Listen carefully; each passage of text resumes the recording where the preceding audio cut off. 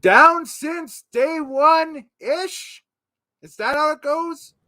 TL, is that the slang? Yes and no. Okay. Explain. Yeah, you're the urban hip-hop expert here, so. It's supposed to be down one, down since day one shit. Okay, gotcha. Okay. You Down can swear if you day want. It's the one, internet. Nobody cares. It's day one shit. Yeah. But because they call it down one, day-ish, it sounds like maybe, Yeah, it could have been day 2, 3, or 4. It's day one-ish. Fair enough. So, yeah, it's one of those things where censoring the actual phrase made it way more confusing than it needs to be. Mm-hmm.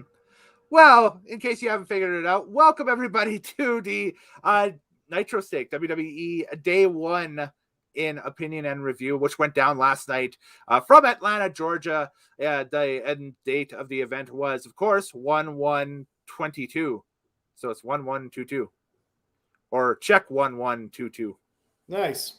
Yeah, exactly.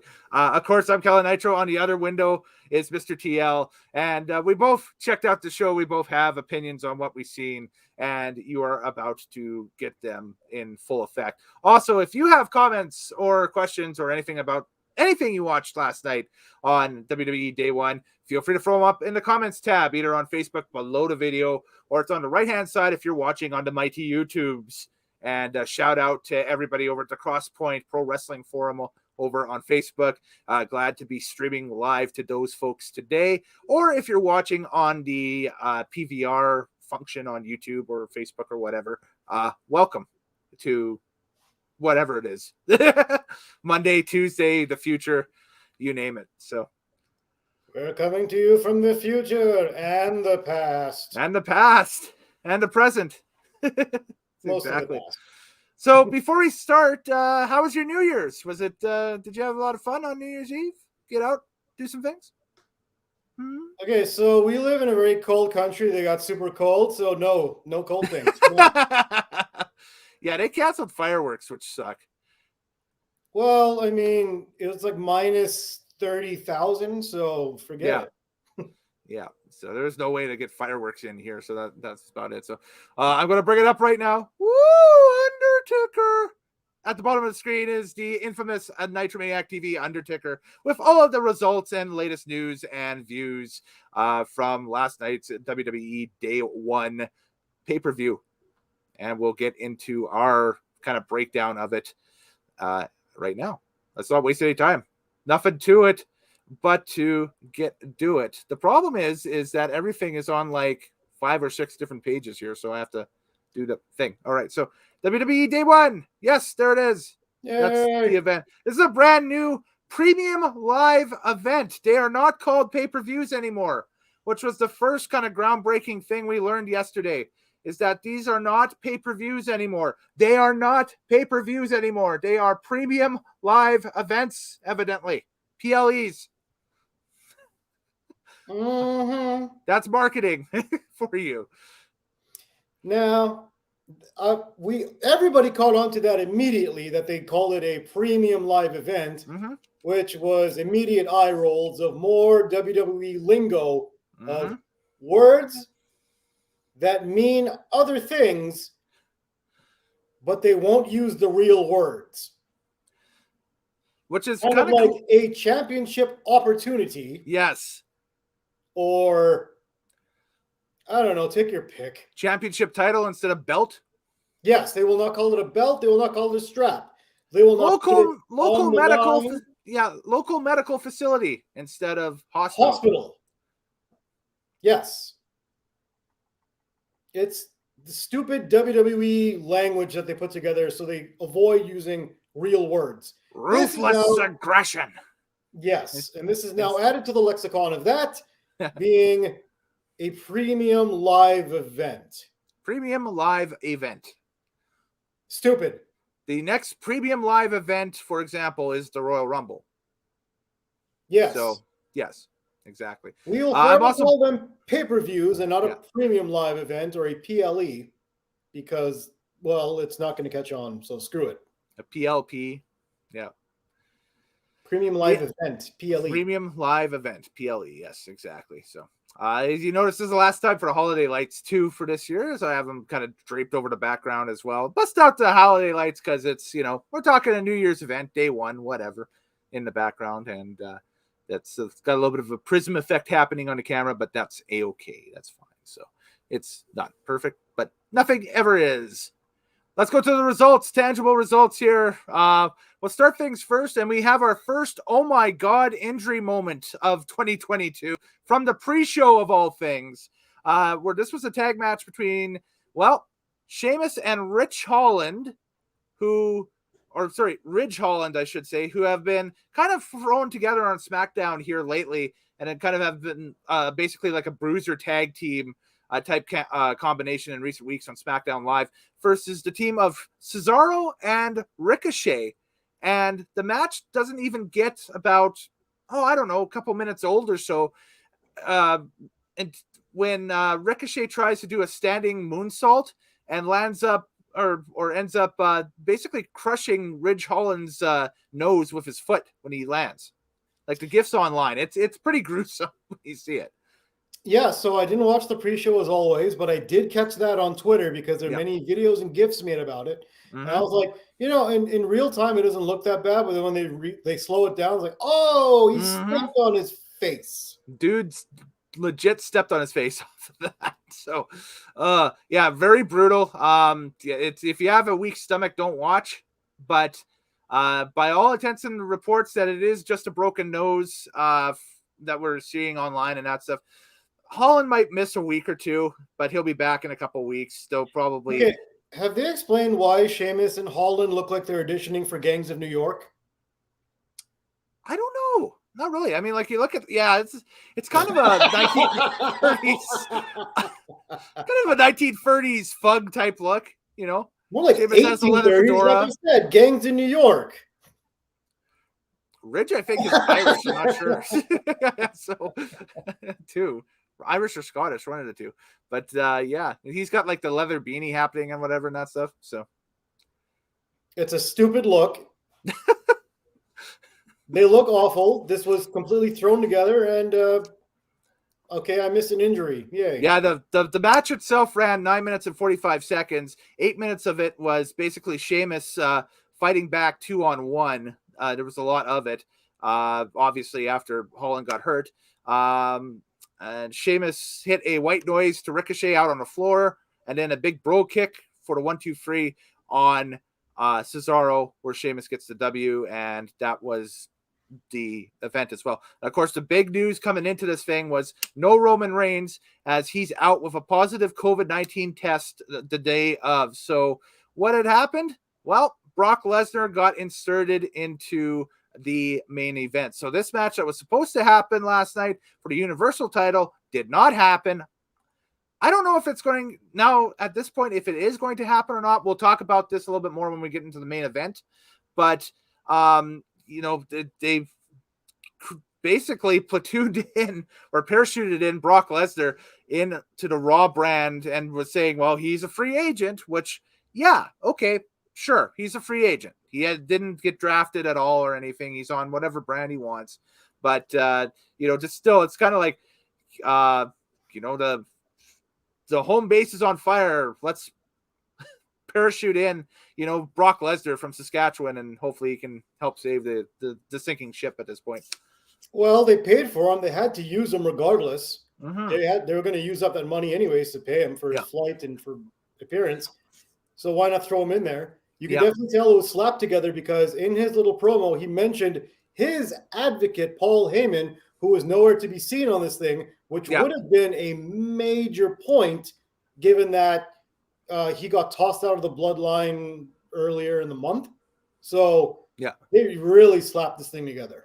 Yeah, and the big thing with that I seen was, or that I had interpreted off of it is that promo was actually one of the, I have to give him credit. That's one of the better promos I've seen him cut entirely. Yeah. It was, and I cannot get behind fiery babyface Brock Lesnar for the life of me. It's too weird.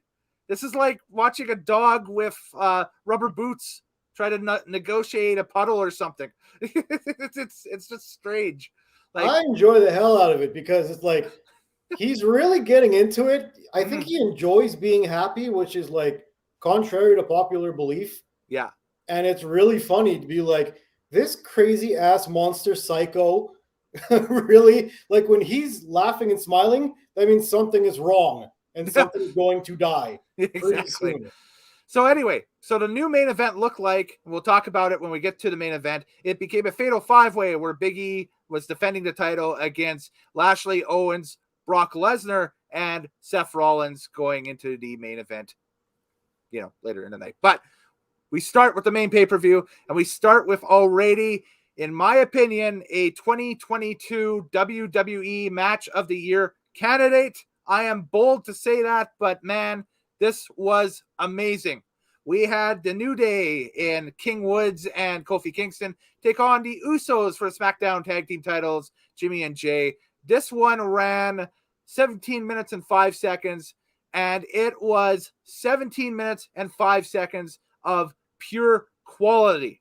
This thing will end up on whatever, now that they're phasing out DVDs and that stuff, I guess it would be on whatever Peacock special they'll have for the New Day or the Usos on their career retrospectives or anything like that.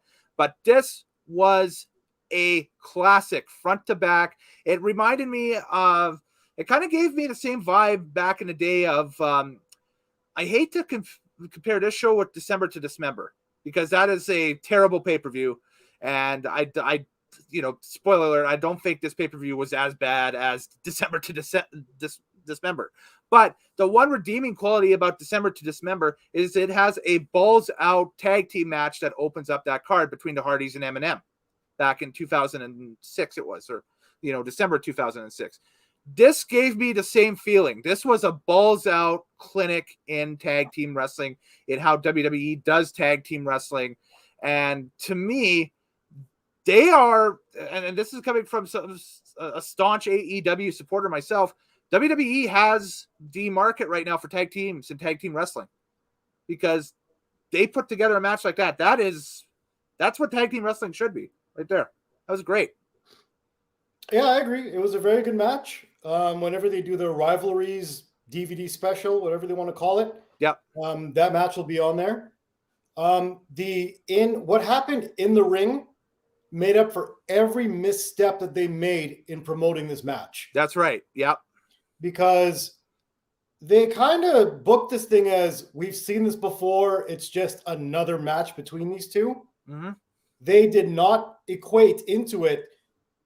The New Day has become so much different since the last time these two had matches. Yep. Kofi Kingston became a champion. Big E is currently a champion. Mm-hmm. They've had to split up because of the brand split. Yep. King Woods is king of the ring. So that's kind of like King a title. Woods is now king of the ring. They've upped their game to a level that they didn't think possible. Mm-hmm. So they're a completely different faction than what they ever were. Mm-hmm. On the flip side, the Usos brought their game to a different level as well. Although they're cronies underneath Roman Reigns, being those cronies has, grabbing onto his coattails has dragged them all the way to the top of the ladder. That's right. So these two teams are in two very different positions than any point that they've ever been facing off against each other. This is literally the two best versions of themselves facing each other. Mm-hmm. And they completely missed that in the presentation of this match. Yeah. But it came across in the ring where it mattered. It quickly became evident as you were watching with this within the first 2 or 3 minutes, the way the crowd was reacting for the intros. The crowd in Atlanta was popping all night long last night. Like, that was just one of the best live houses they've had in a long, long time. And just, with the Usos, I think that was smart sending them out first, honestly. Usually the champions come out second in a match like that. But send them out first because it's day one. It's the event that takes their thing. And it's like SmackDown with The Rock. This is day one. So Usos and Bloodline and whatever. And the crowd is hot and popping with it and whatever. And McAfee's stirring the pot, getting everybody all revved up and everything. It was great. That's more of that, please, WWE. That's what we need to see. And there is one thing that I I took notice of, which was the Usos came out to a huge ovation because the crowd likes their song. Yes. That theme song goes so hard. It don't need to, but it do. That thing goes hard. And the crowd ate that up. And you could tell, I mean, it is Hotlanta. They are kind of a hip-hop crowd, given that Quavo with Amigos did like an opening thing for the trailer of this. Yeah. And we'll talk about them. They make an appearance on the pay-per-view as well a little bit later on. Yes, they do, very oddly. And that being said, I mean, they love that song. They went crazy for the Usos. When the New Day came out, they came out with Xavier Woods' royal entry as he came out on a self-moving throne, as Kofi was riding on the side of it. Yes. And they did not get the ovation that they usually get because people like the New Day. Mm-hmm. They like that theme song. And I guess when they're together, they should be the New Day. When they're singles, they could have Xavier Woods do his whole crown thing. But I think, again, that's a misstep. And it ended up splitting the crowd 50-50. I would agree. So, yeah, no, I definitely do. And that was the thing, is that that was maybe the closest that we've seen the New Day work heel in a long time as well, because the crowd was kind of booing them at times and that stuff during this thing. And it was quite the interesting experience towards the end of it. But yeah, it was this thing is shortlisted already for my 2022 WWE Match of the Year thing, just because this was just a perfect example of what tag team wrestling should be. And I really, really enjoyed this thing. I'm just trying to find out what so anyway, the finish of this match, the Usos bust out a 3D. They are using the Dudley Death Drop now as a finish to get pins. Crazy. Wild. Where the hell did that come from? Why did they use a 3D, and why did Cole pop so hard for it? I have not seen them use that in previous weeks, so this is the first time that they've used it as a finish. And apparently McAfee was calling it the 1D, as in day one. Day one, yep. 1D. So maybe that's their new thing. They needed a finisher, so they took a very effective one. Well, I think Devon still works at WWE as an agent, so. Oh, yeah, maybe. So, speaking of which, sort of. Yeah. You know the New Day has like a finisher of their own where Kofi puts the guy into a backbreaker and then Xavier comes off the rope, off the top rope? Yeah, I believe that's the Midnight Hour. I think that's it. Oh, okay. Because no. The Midnight Hour is Big E because right. That move while Kofi or anybody else comes off the top. Okay, yeah. So I don't think they've named this one. Yeah, I don't think they have a name yet for that one, or they do. If they do, then somebody knows. Throw it in the comments, obviously. But I think they don't have a name because Cole didn't mention it either. Yeah, he just called it like the backbreaker, and there goes Xavier off the top. I was like, y'all one of those classic. Oh my, yeah. Oh my God. Okay, McAfee I love him on commentary. Yes. I hate Cole so goddamn much. I hate Cole so goddamn. You know what happened? One time in this match, the Usos take a little of a break to show off, to flex on him. They put the finger up and everything. Yeah. I think Cole's words were, and there goes up the finger to denote day one. I'm like, really? Really? Is that what he's doing? Is that the play-by-play that we need right now, Cole? By the way, a man putting his finger one up in the air. By the way, kudos to WWE set construction people and that stuff. They had kind of a new set around the ring where they have now LED boards that replace the banners that used to hang back in the old day that used to say Raw's War or whatever the event was and everything. That stuff. Those are now LED boards that basically had that. So yeah, you could tell you were at day one. You know, it kind of had its own unique look. No, it did. I'm just all that stuff looks just great, but you don't need Michael Cole to spoon feed it to you because that's not the play-by-play we're looking for. He's so just disingenuous with everything that he comes out of his stupid mouth. Mm-hmm. It's so scripted and it's just trash. Get rid of that fucker. So great opener, and now we jump right into the next contest here. And this was something that was kind of thrown together, I want to say almost last minute. In fact, it probably was, but it's to continue the Drew McIntyre / Baron Corbin / Happy Corbin / Corbin, whatever. What the hell was this? What the hell was this? But it didn't involve him. It was Drew McIntyre and, the former Riddick Moss, now Madcap Moss, going one-on-one. This contest was a 9-minute and 45-second affair. Claymore, 1, 2, 3. Drew got the dub. No. This took I'm just giving the finish. That's it. This took way too long just for that. Okay. Why did Mad Gabs take so much? Like, why was this such an even contest? It's because he was saying all the nasty things before the match, TL. He walked out with his 1980s stand-up stick. And the crony of Happy Corbin. Yes. This is not supposed to be an even fight with a guy that's a former WWE Universal Heavyweight, whatever. Oh, yeah. It should have been a 4-minute squash. Yes. There's no reason that Minecraft should have taken as long as he did against Drew McIntyre. I don't care. I'm not learning his shitty name. Madcap. Ice Cap. Ice Cap. I don't care. I'm not learning his shitty name, and he shouldn't have been in the ring that long for a match that meant nothing. It should have been on SmackDown somewhere. It should have been on the pre-show. If that. Why was this match even featured? It's bullshit. It's wasting Drew McIntyre's time. They're going to work something between Corbin and McIntyre at the Rumble. I wouldn't be surprised if they give them like the opening contest or, second match on the card so they can, throw both of them later on in the Rumble match type thing. Like they sometimes do. Okay. Again, you can set that up all you want, but it's still pointless. There's no belt on the line. It has no meaning. You're wasting one of your top talents that's supposed to be a main eventer. Yeah. And why was it so competitive with Flapjack? Yeah, I'm not sure. I don't know. When we talk a little bit later on with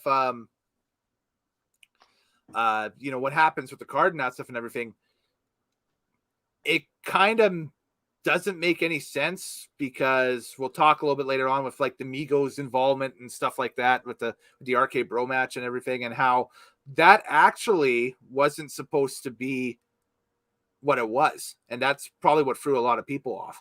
We'll get to that when we get to that match, but I'm interested. Okay. Yep, there we go. So actually that's the next contest here. So I that's actually not too bad of a little segue. There we go. Yeah. Segue.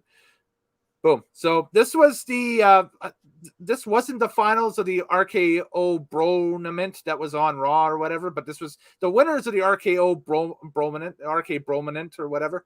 It's basically a number one contenders tournament that they held on Raw to find out who would take on RK Bro for the tag titles at day one. It ended up being the Street Profits. So Street Profits get the chance versus the champs, Riddle and Orton.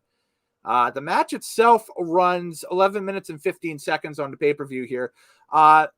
The popular hip-hop group Migos, who we saw in the opening, ended up walking out with RK Bro. And here's the thing that kind of threw it off for me and that stuff is that a couple of weeks ago, they announced that Migos were going to be at WWE Day One. And they also announced that they would be performing at WWE Day One. We did not get a performance from Migos. Instead, we got them sitting at ringside kind of cheering on RK Bro during this contest. And then they came into the ring to help celebrate with RK Bro. So elaborate here, TL. What do you think? Because that's a major change because you assume that they're going to perform at day one. So you're thinking, okay, so it's going to be like an NXT takeover from the past or something like that, where maybe they open up the pay-per-view and they get the first, 5 or 6 minutes of the pay-per-view while they play a video or something like that. Yeah. So first of all, they're in Atlanta. Migos are from Atlanta. They represent Atlanta very hard. Yep. So they got a good reaction and everything. They had a little promo earlier on backstage. And I guess 2 out of 3 watched the product, it looks like. Yes. Yeah, it looks like Takeoff and Offset watched the product, but Quavo doesn't. But Quavo did the pre-package at the start of the program. Anyways. Whatever. I was laughing my ass off that they kept calling them like the greatest group in the world. they even announced them as that. I'm like, bruh, not only are they not even the biggest group in the world, they're not even the biggest group in hip hop. Like, they're famous, I guess, but didn't that Korean group get their own meal at McDonald's? Yeah, BTS? BTK or BTS, sorry. Not BTK. BTK. Wow. Okay. So you can tell everybody what I've been listening to throughout the holidays here. It's just all the true crime podcasts all of a sudden just melted in my mind. Just, Yikes. No, but I mean, Illuminati. It was fine. Whatever. They put them over pretty big. Why did Migos come out with Arcade Bro and not the Street Profits? I don't know. Aren't the Street Profits black? Well, their look is heavily urban based, so it would make more sense for them to come out with Street Profits than it would Arcade Bro. The Migos came out with the White Boys and not with the Street Profits?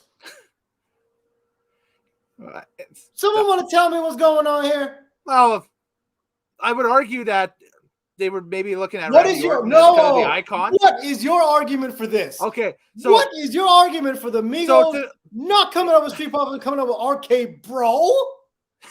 So my argument for that would be that they looked at Randy Orton as kind of an icon, which he is at this point. Is he a hip hop icon? No, well, maybe to hip hop stars, he's just an icon in general. Because the RKO out of nowhere, they grew up watching him, probably stuff like that. Mm-hmm.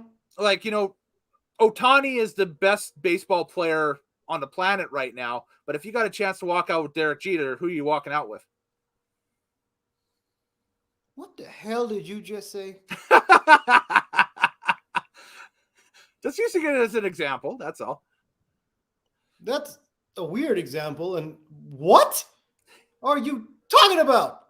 Like I meant, okay, well, I'll bring it in out of baseball at least. I'll bring it into like pro hockey or something like that. Like the best player on the planet right now is Connor McDavid, right? Sure. Yeah. Okay. Mm-hmm. But if you have a chance to walk out with Wayne Gretzky, you're going to walk out with Wayne Gretzky instead of Connor McDavid. Walking out to what? Where are we? What are you talking about? At an event, at whatever, at like a big thing, at like, you're picked to be the guest of honor for this thing, and you can walk out with whoever you want. Who do you want? Do you want McDavid or do you want Gretzky? Those are your two options. Not the same. So that was the whole thing. It's like, not even a real comparison right there. I'm giving you an F- for that one. However, the Street Profits are a black group. Okay. They're in Atlanta. Mm-hmm. We want the smoke. They got the solo cups. Yes. They've got everything Atlanta loves. And they should have came out with the Migos, and they should have won the match. That did not happen. No. Yeah, the Migos come out with Arcade Bro, a 40-year-old stoner, and then Randy Orton. Yeah. Oh God, I just hate that gimmick. I hate Riddle. I hate the fucking scooter. I hate the birds that shoot out of his slippers when he flings them off in the ring. I hate that. They should be heels. I would love if they were heels because I would legitimately hate them. The finish was cool, at least. They're using that flying RKO as a finish now. So it's like Riddle tosses somebody into the ropes and kind of just, basically launches them into the cutter for Randy, so he hits the RKO. That's kind of cool. RKO. It's kind of cool. Yeah, it is. Okay, the actual match itself, it started slow and it kept slow for quite a while. Oh yeah, it didn't really pick up till about the end. Not as good as the first match, but also still kind of a really good tag team match.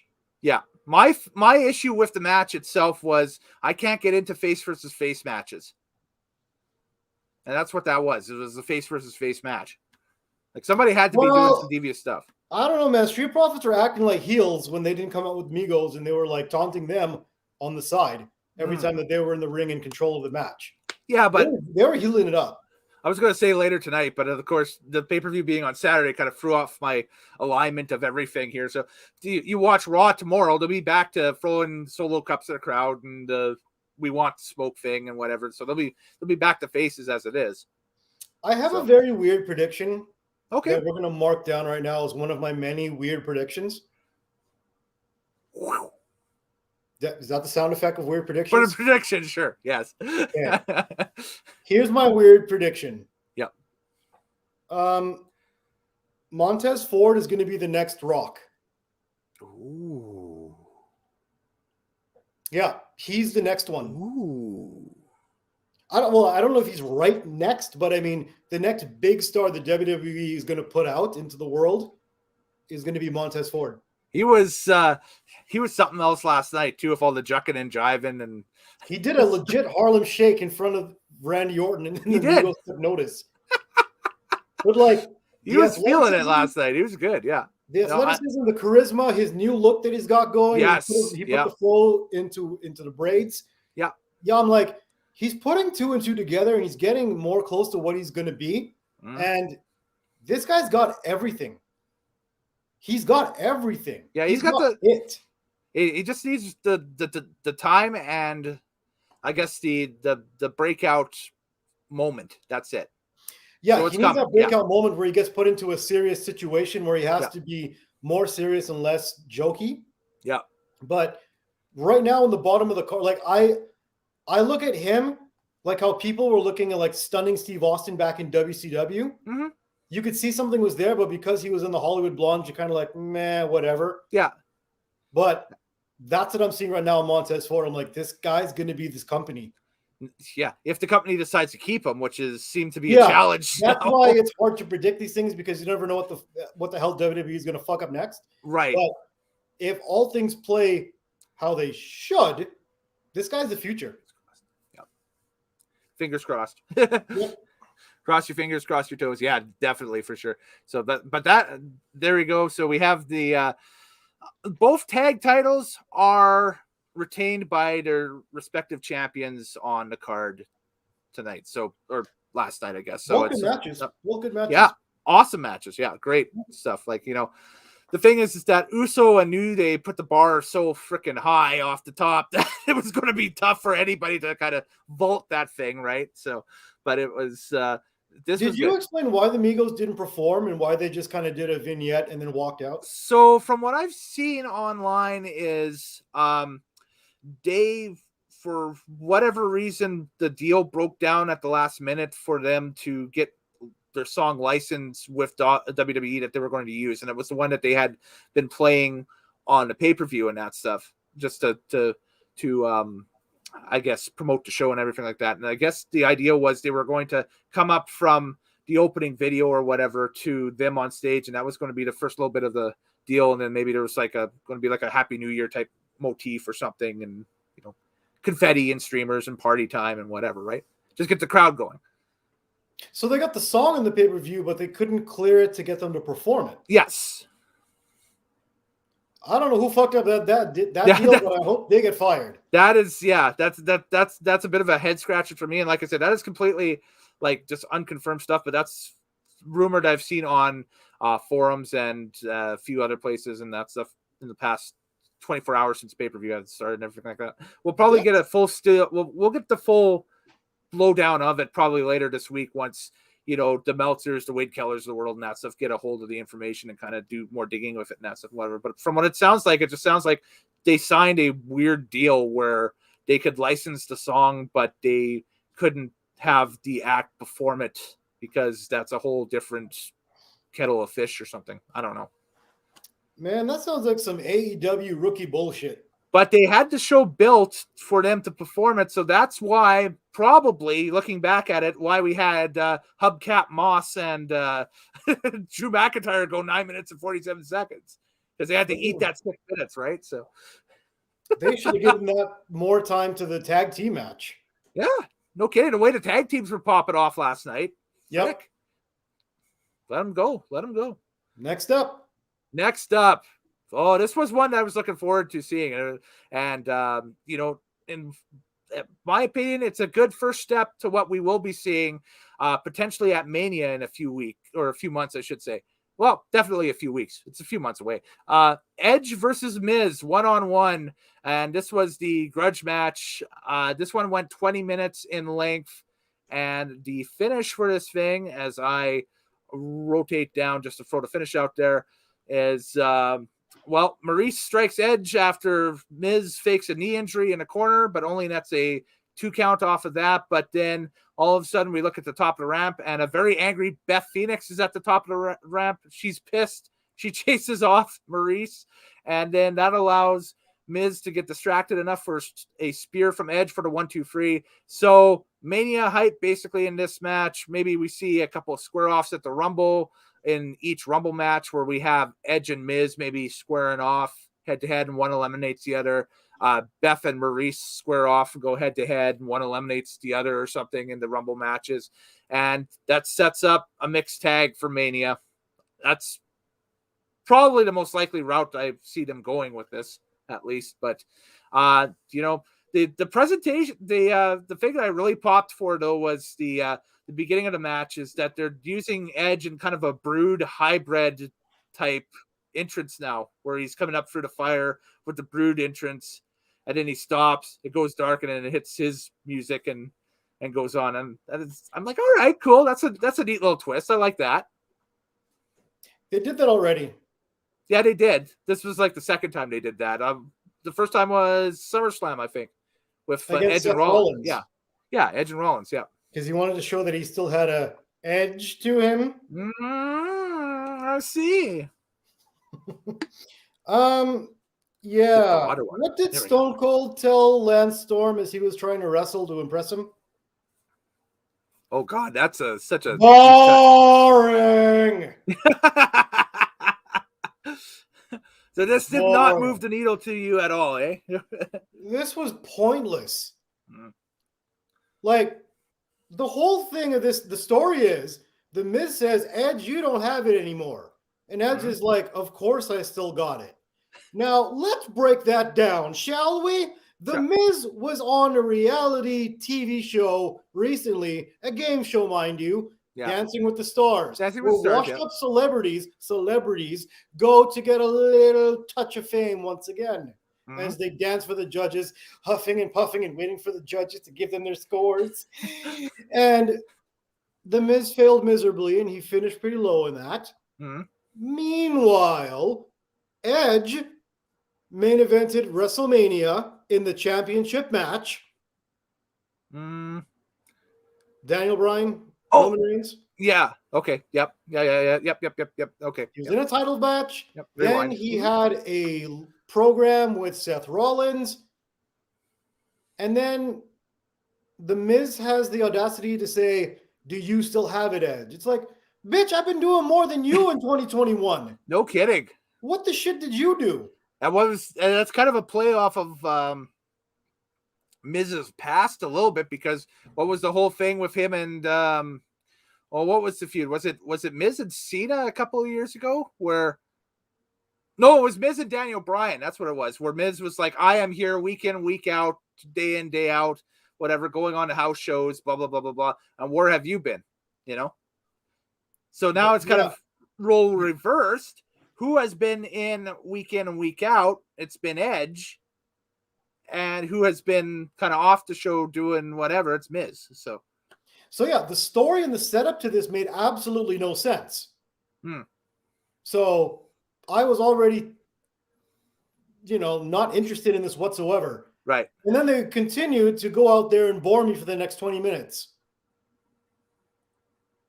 Yeah. I'm sorry. They did, because I know Edge matches are usually a little bit more old school, and they start slow and they put in a bunch of holds, and it builds and it builds and it builds. Yeah. You need to do that with a wrestler that can also handle that. The Miz is not that guy. Yes. He's not there to be an in-ring wrestling performer. He's not that. He's not a technical wrestler. Gotcha. Yeah. He's a comedy wrestler at best that has to use tricks and heel tactics to try to pull things together, because he's a skinny little shit that nobody believes would ever win a real fight. I mean, the match, I agree with you to the point to where they were building up for the finish was fairly snoozy, boring, what else is on type material.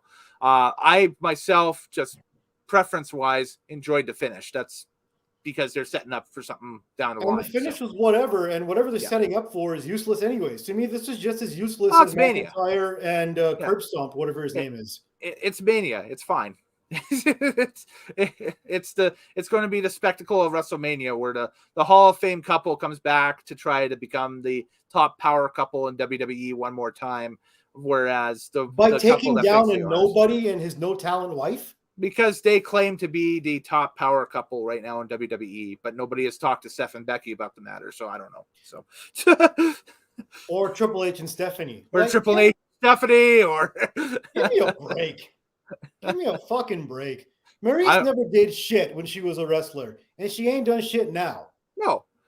So, man, fuck all that noise. This story sucks. The match was boring. The ending was all based on this slow pan shot they had of Beth Phoenix, and then when she starts walking, her music goes off. Yeah. That was the only cool part, and that was still kind of like a whatever. It was an attention getter, but it was like, right. So fuck this match. Next. Next. Yep. All right. WWE Raw Women's title up for grabs here. Liv Morgan, the challenger, and Becky Lynch, the champion. This one went 17 minutes on the dot, and Becky Lynch again retains. She the finish, the whole deal was Liv goes for her finish, the Oblivion on the ropes, but then that gets reversed into the manhandle slam, the same maneuver that Becky used at SummerSlam to win the title from Bianca Belair in that weird squash thing. And 1, 2, 3, Lynch retains. Also, it's a bookend, not a rock bottom. Yes. Because a bookend, Booker T drops to it. It doesn't matter. Point is, it's not a bad match. No. It's not bad at all. No. It's just that at no point did you ever think Liv Morgan's winning this title. No. Ever. And a small botch on the finish where they landed the manhandle slam a little bit far away from the ropes, because I think Becky was going to put her feet up on the ropes again for the free count. You can see her trying to reach with her foot to at least the bottom rope to get on there to get some leverage, but she was too far away. And so she kind of kicked at it a couple of times and figured, screw it, whatever. Just go for the free count at this point. So might as well. But it took me completely out of the match knowing that Liv Morgan's never going to win. How the hell is she going to beat Becky Lynch when Becky Lynch is like one of the hottest names in all of wrestling, not just women's wrestling? Yeah. Going into Royal Rumble, what the hell is Liv Morgan going to do with the title? Yeah. Nothing.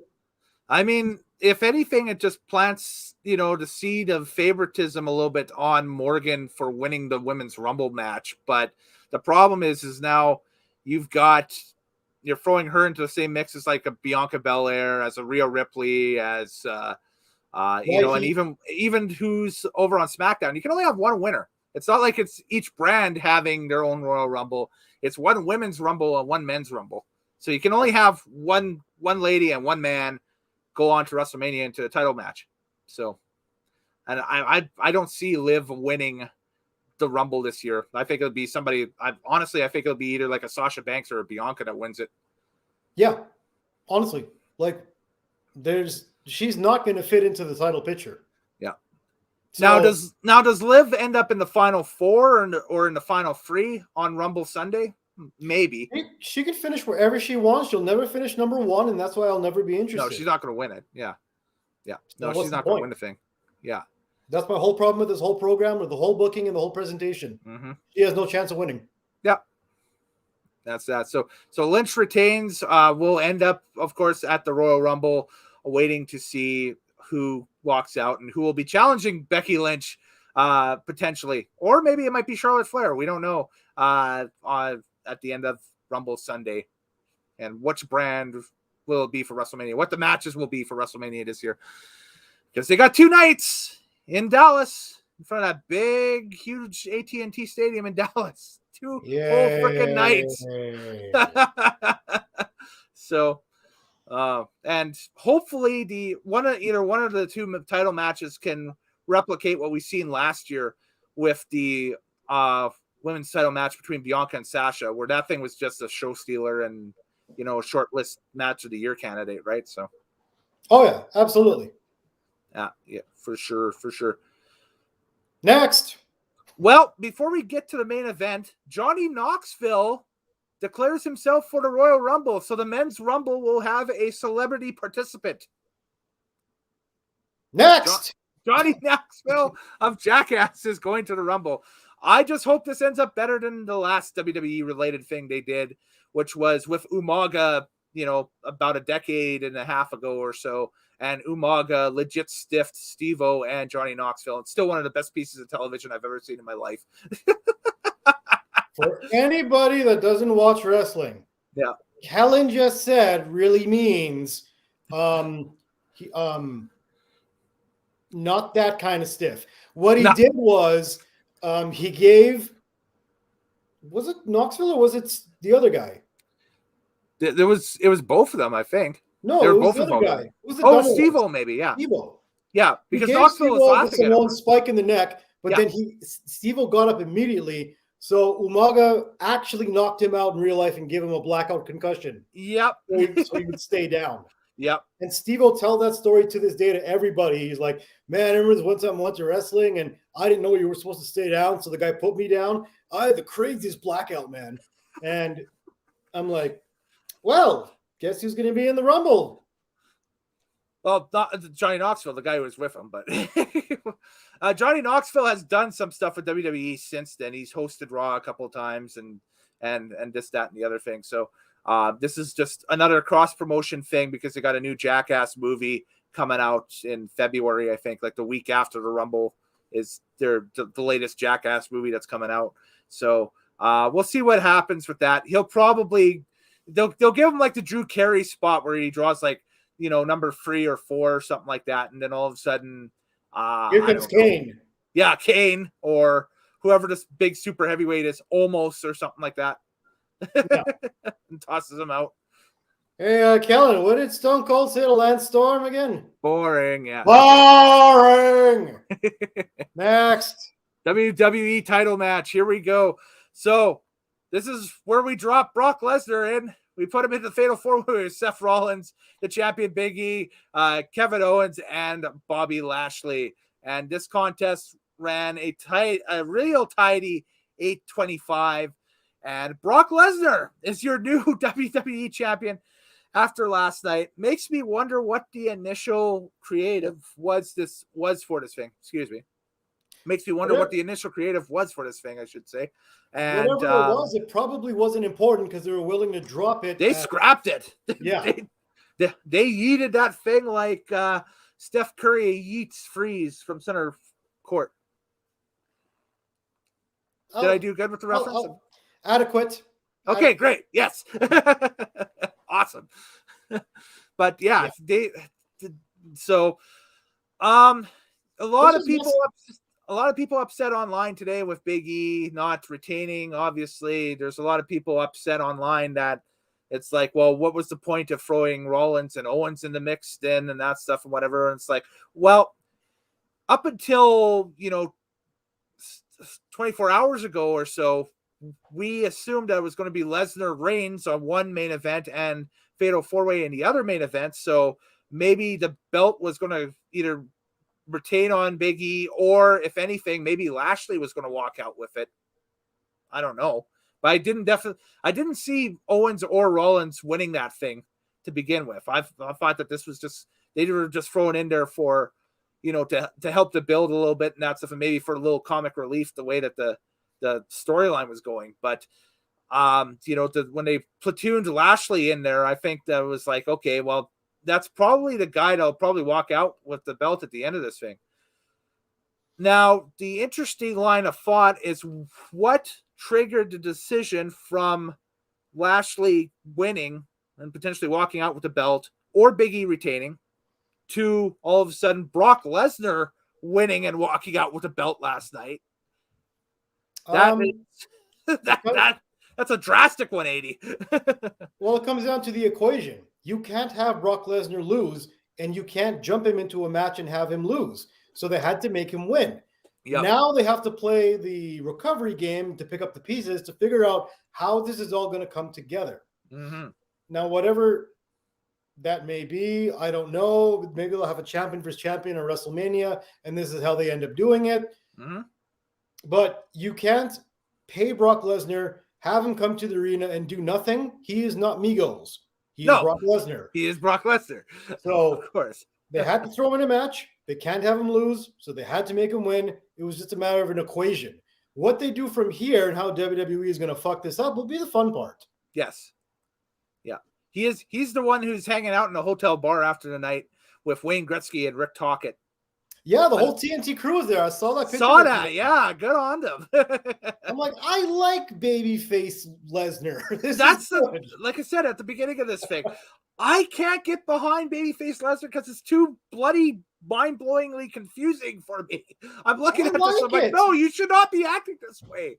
I like it. He's taking pictures with Wayne Gretzky and kissing babies and not eating them and stuff. He's taking selfies with fans walking back from the ring, and it's like, wow, he's having fun. And he's not killing humans, I like it, but it is completely 110% suspicious. Like, I'm looking at this, I'm like, my eye is on you because I know how you've been. But that's the best part. Is cool. That's the best part. It's like, know, the psycho is going to go psycho at some point. You just don't know when. Yeah. It's like an old Jack in the Box. You don't know when that motherfucker's going to pop, but it's going to happen. Yeah. Right now, you're just twisting the crank, and you're just like, don't do it. don't touch. No. As for this match, it was messy because you have five people. You have five people. How can you make this a good match? Yeah, and then you had the ongoing storyline with Big E trying to fight off Rollins and Owens. Mm-hmm. And then you had the somewhat new storyline that I desperately want to see play out between Lashley and Lesnar. That is going to be fun. If that ends up being a thing later on, I'm going to enjoy that. That's two powerhouses. That's two big meaty men slapping meat. That's a match that they've wanted to have since MMA. Yes. So they're bound to tangle at some point, and now that they're teasing that this might be a thing, hey, maybe that's your match. Make it so. That might be your match at Royal Rumble is Lashley versus Lesnar. Brock goes over and then has to face Roman at WrestleMania, champion versus champion. Maybe that's it. Possible. That's a complete possibility for sure if they decide to go that route and they throw Roman into the Rumble, maybe along the lines where, like, Roman says he'll defend maybe the Universal title in the Rumble match and comes out on top on that. I don't know. I don't know why he'd do that, but okay. Yeah, there would be some sort of there'd have to be some sort of impetus on that or something or whatever. Who did that the other year? Where they were the champion and they entered the Rumble, so if they won the Rumble, they wouldn't have to defend at WrestleMania. Roman. He was thrown in there by Triple H. That was 2016. No. It was more recent. Okay. But that was the stipulation. They entered the Rumble so they could win the Rumble so they wouldn't have to defend at WrestleMania. Okay. That was Brock and Heyman, wasn't it? Yeah, that was Brock and Heyman when Drew won it in 2020. There we go. That's what it was. Yeah. So I guess Roman could try to do the same thing. I don't know. Yeah. There we go. Just some fan booking right there. Yeah. That was the end of the pay-per-view, the little premier live event, wasn't it? The premier live event. Yeah. That was it. That's all it was. So we did our poll. I put the poll up last night asking everybody who their pick was for match of the night. First of all, what was your pick for match of the night? Because my pick was the tag match, the SmackDown. It was mine too. It was the opener. Absolutely. Okay, cool. Yeah, absolutely flipped all the switches. So anyway, here was the poll from last night, and it expired earlier today. And we have a tie between Edge and Miz and the WWE title 5-way at 30% each for the, match of the night poll. So there we go. I call bullshit. Yeah. Ties aren't cool. Come on. Not only that, they picked Edge and Miz. Yeah. That shit was that was a boring ass match. 30% of them. Yeah, I was surprised that the SmackDown tag title match didn't get more votes than that. But there we go. I'm surprised. 20s and 30s across the board. Liv and Becky tied. Yeah. what is the best match of the night, hands down the opener, which, by the way, to keep things consistent, remember how I said the opener should never be the best match of your entire night, nor should it run more than like 12 minutes. Okay. Well, this one ran a little longer than 10 or 12 minutes. This one, like I said, was 17 minutes. So that's what I'm saying. Like, that's not an opening match. Maybe RKO with Amigo should have been opener. Yeah, there we go. Exactly. So the thing out of 10, the rankings out of 10. You know what? My ranking is already set, so I will pop it up. I'll give the show a 7 out of 10. Again, amazing tag team opener. What the WTF mate finish for the entire pay-per-view with Lesnar winning the title. It's like, whoa, okay. That's a little bit of a head turner. Some expected results, like we said, did not expect having Liv walk out with the belt here. Sorry, Liv Maniacs or whatever you're calling yourselves there. I thought that for a first-time pay-per-view, this is the first time they've ever done anything on New Year's Day since, or even a New Year's centric pay-per-view since the old New Year's Revolution shows that it used to do in the late 2000s. And of course, the one that is really infamous is the first one, because that was the first cash-in ever in WWE history when Edge cashed in on Cena for the WWE title. That was back in 2006, I think. Early, obviously. So that, I thought that, hey, it was a fresh pay-per-view, fresh look. You didn't have a pay-per-view in December. You decided to roll this out. I don't mind this model at all. I mean, yeah, if this is your big cap off to the holidays and that stuff, is having a New Year's Day pay-per-view somewhere, go for it. I mean, that's not a problem. I have no issue with that. It's going to be weird when it falls on a Monday or a Friday, because then you wipe one of your shows off the board. But yeah, exactly. You know what? Your rating? Yeah, I'm giving this a 5 out of 10. Okay. I finally give something a pass. Yeah, look at that.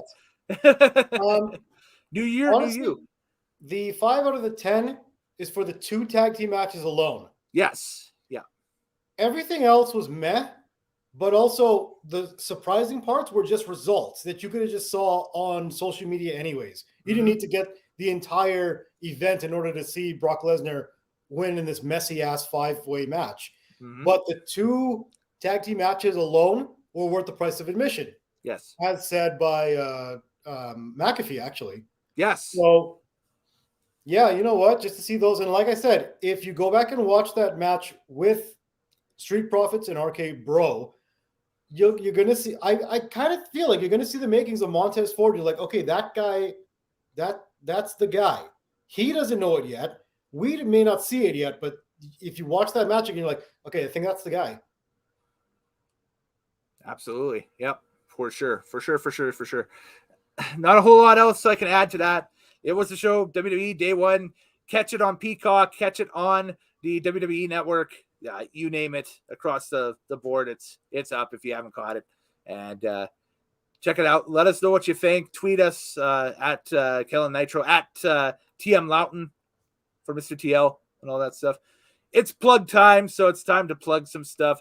Twitch.tv/lovewrestling.ca. They put up their Change the Game show from October last night, and it was the first time airing of it. They had some issues the night of to try to air it, and it debuted last night. I haven't gone and watched it yet, but I'm going to watch it probably a little bit later on, just so I can see myself on camera. So that's, say hi to past me on the stream and go check it out. But it's archived on twitch.tv/lovewrestling.ca. Think of it as a Canadian independent all-star card, which it was. It was East versus West. Some of our best versus some of the best from the East. And it was a fun night had by all. Some great matches on that, and a solid card for sure. So that was it. And of course I have to make the change here because this is actually advertising the other channel. I don't need to do that. Oh, I was going to run you down and say we got 5 seconds. Oh, 5 seconds. Well, oh yeah, till 1 hour, right? Yeah, we would. It's a stream, whatever. If we go over an hour, we're at an hour now. Whoa, whatever. So, My OCD, damn it. tinyurl.com/Nitromaniac TV for all of the great Nitromaniac TV Wrestling Unlimited stuff. We put up on New Year's Day the best rants and the funniest moments from this Nitro's Take for 2021, and TL is all over that. It's 11 minutes of fun and zaniness and just awesomeness. It was a lot of fun. I was crying at points putting that video together because I forgot how funny some of these bits were. Who else but TL? Yeah, well, hey, I legit had to step away from the computer at times and just kind of refocus my mind, because I was like, oh my God, if I keep editing this, I'm going to just literally pee myself laughing, and I can't do that because that's not cool. This is a new chair. This is a new set around me. I don't want to ruin it. You can't hold down the new set yet. No, not yet. No, of course not. So I can't wait to watch that video. Oh, it's fun. It's great. So that's up there now. This, of course, is going to be up to, if you're watching, obviously you're watching this on demand. It's up already. They'll be up on demand. You check it out. But our next big WWE talk will be Royal Rumble. And so get your picks in for the Rumble. And I will also promote another Twitch channel. Actually, it's a YouTube channel. If you check out the boys at New Legacy Inc., they are putting on January 31st, the Royal List of Rumbles. And so you will find out who they are doing a Royal Rumble per day from a different wrestling video game for the month of January. And so what they're going to do is it's 30 days leading up to the 31st. So they're going to take all 30 winners from each of the Rumble games that they're doing and put them into one giant Rumble on the 31st. And the winner of that one will be the Royal List of Rumble List of 2022, or however they're putting. They have a certain way of saying it that I don't, but it's still a neat concept. So that's what I'm watching right now. Is there's a video game Royal Rumble per day on their YouTube channel, and then on the 31st, the winner, it will be on Twitch. It'll be a huge event. They'll have fun. They'll find out who the winner was. The first Rumble was Day of Reckoning, and I think today that they put up was WWE 2K15. So we'll go back and take a look at that. And then I'm off tomorrow, so I get another Rumble watch. So I don't know what they're doing tomorrow, but we'll see. Nice. Yeah, it's pretty cool. So, but anyways, Happy New Year, later days, happy wrestling watching. We'll catch you next time here on a Nitromaniac TV's Wrestling Unlimited. I'm Kellen Nitro. He's been Mr. TL. And yeah, it's almost time to rumble, boys. It's almost time for the Royal Rumble.